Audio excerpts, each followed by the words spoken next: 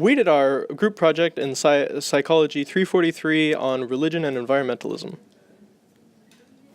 So you may be wondering, what is the field of religion and environmentalism? Well, it's commonly known as a relatively new field with connections to many disciplines, such as religious studies, theology, sociology of religion, with its primary focus being ecological principles and environmentalism. The theory of religion and environmentalism holds our religious views, especially our view of death and what happens after we die, that it greatly impacts our view of how we relate to the environment. And this quote from our article is, "Conservative Christian theology contains a set of beliefs that run counter to the philosophy supporting environmentalism." The original researcher who developed or made this connection was Lynn White, a professor at UCLA, and he published a paper on this in 1967. The empirical study we looked at was Faith in the Environment, Religious Beliefs and Attitudes on Environmental Policy.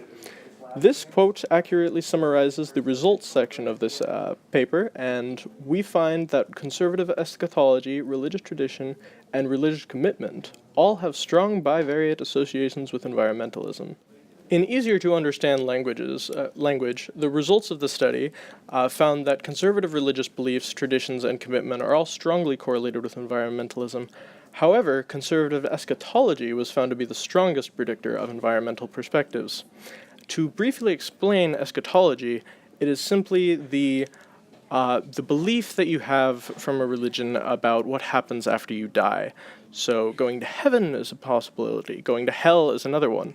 And now to show you the results in graph form. This table illustrates the results section in a very, very clear to understand manner. You can see both the clergy, religious activists, activist public, attentive public, and voting public. As you can see, numerous amounts of people were consulted in this survey, so the data is very well-rounded. One quote from White specifically was that Christianity not only established a dualism of man and nature, but also insisted that it is God's will that man exploit nature for his proper ends. The emergence of Christianity, many like White believe, marked the moment humans broke away from previously common-held beliefs that all beings, all forms of life, including plants, had spirits, or souls.